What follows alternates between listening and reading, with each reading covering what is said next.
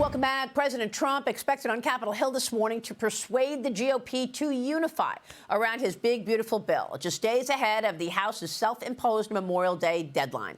Speaker Mike Johnson meeting with SALT Caucus members late last night, looking to resolve any disagreements within the party. I spoke with Georgia Congressman Richard McCormick earlier on this program about the SALT cap deduction in the last hour. Watch.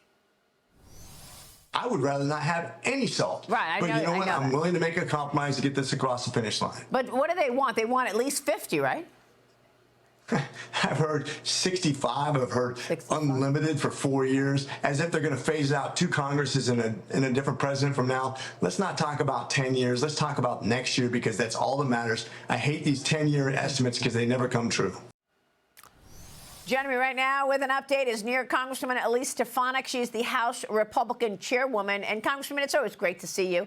Thank you so much for being here. Is that what you want? You want the cap lifted to $65,000 up from the current $10,000?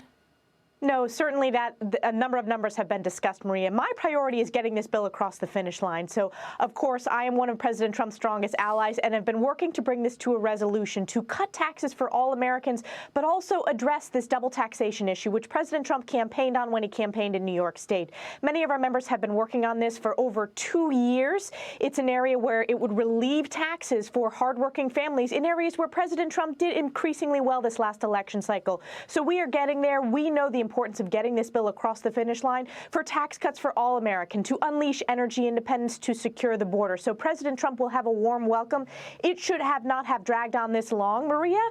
This is President Trump's top agenda item. He is the best closer there is. He is the one who is going to get this done. But certainly, I've been engaged to bring this to a resolution that works for swing state New York districts, safe New York districts, and safe districts across the country. Well, I know that when leadership first said $30,000 was where they wanted to take it, you and some of your colleagues thought that wasn't high enough.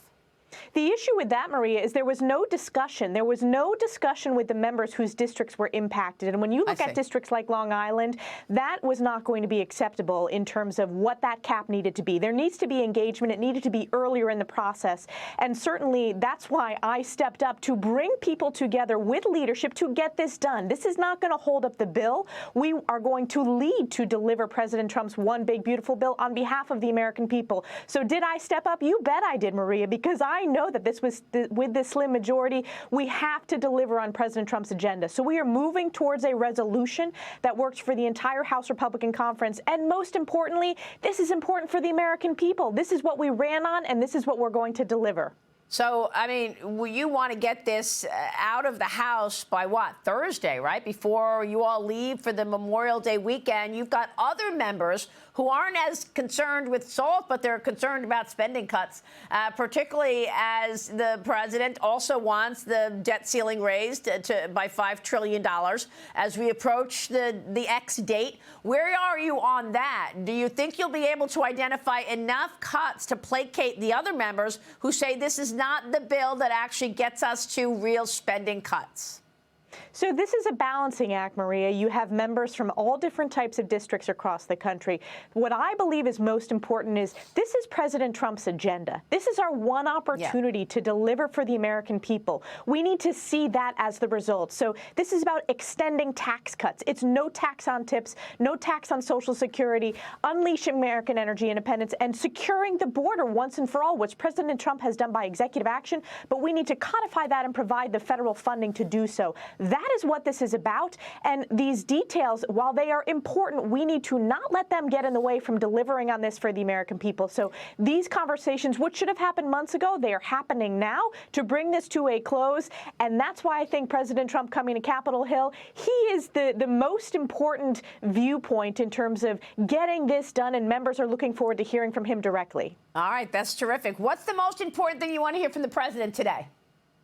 I think what we want to hear from the president is the importance of unifying, and Republicans are ready to step up to unify, to deliver, and then we have to work this way through the process when it comes back from the Senate, Maria. So this is one first step in this big, beautiful bill process. Yeah, I mean, your colleagues need to understand the ramifications if this doesn't get through, and the 2026 elections, and whether or not you're going to see the Democrats take the gavel and start going all in on trying to impeach impeach President Trump. That's for sure, because Hakeem Jeffries as a Speaker of the House is not something I think you and your colleagues want to see. But I got to move on and get your take on other things. House Republican leaders, including yourself and John Molinar, the head of the China Select Committee, are demanding transparency from Harvard and its president, Alan Garber, following evidence of repeated collaborations between faculty and the Chinese Communist Party. The allegations include Harvard hosting members of Xinjiang Production and Construction Corps, a CCP parliamentary group under U.S. sanctions. Why are they having a sanctioned group at Harvard? Researchers also reportedly collaborated with China-based academics on projects funded by the Iranian government, Congresswoman. So you've got the Harvard right there in the middle of supporting our two main adversaries.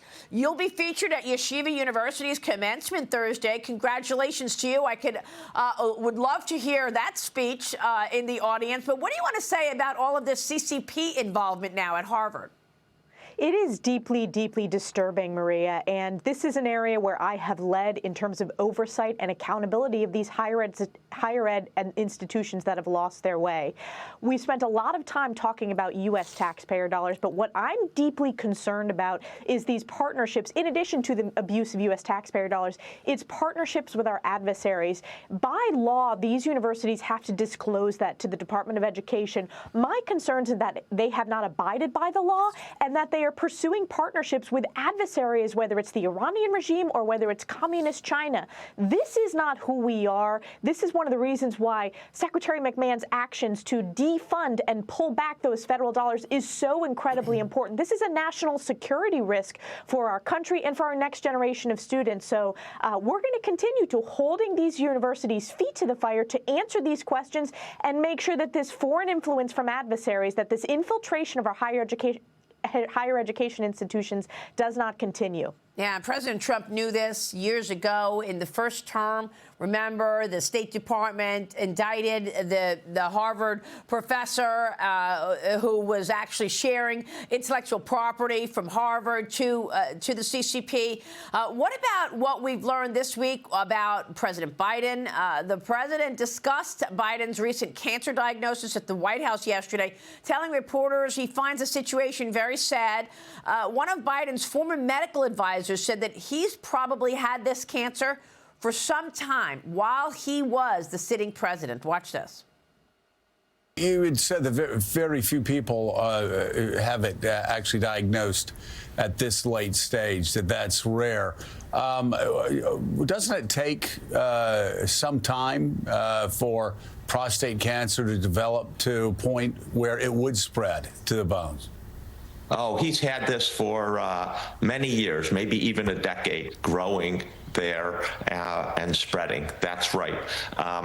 It's a little surprising. He did not develop it in the last 100, 200 days. And guess what? The first frost, you know what was happening? You had to put on their windshield wipers to get literally the oil slick off the window. That's why I and so damn many other people I grew up have cancer. And why can't, for the longest time, Delaware had the highest cancer rate in the nation. So that was 2022 when he slipped up and said, I have cancer.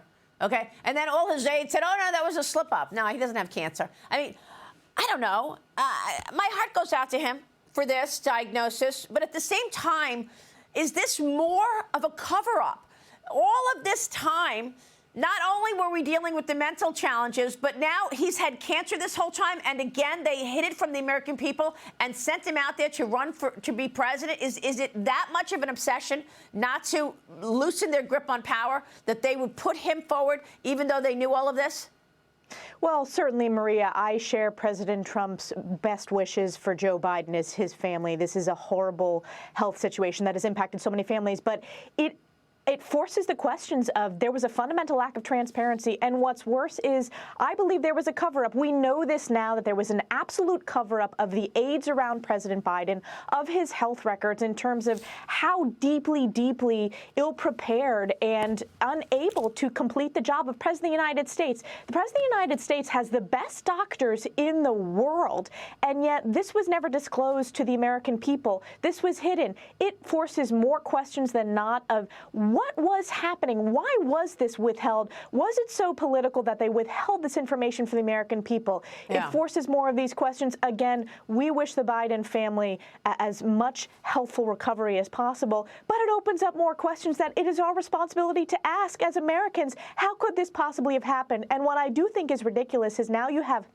members of the media, not you, Maria, who were part of this cover-up, who smeared Republicans, who said that Joe Biden was not able to do this job, and now they're out there saying, oh, yes, this was ridiculous. They were part of this cover-up. I remember I had said years ago that the aides around the White House there could be a catastrophic health event, and they would not tell the American people. That has proven to be the case, Maria, and we were smeared for saying that. Yeah, I know you are, and we were as well, by the way. Congresswoman, real quick before you go, I want to end where I started, and that is on this SALT cap deduction. Look, you're going to run for New York governor when you're ready. We know that. You've said that you're the best candidate to take down Kathy Hochul. It really is more about the fact that taxes are too high in New York. If you run and win for governor, are you going to cut taxes?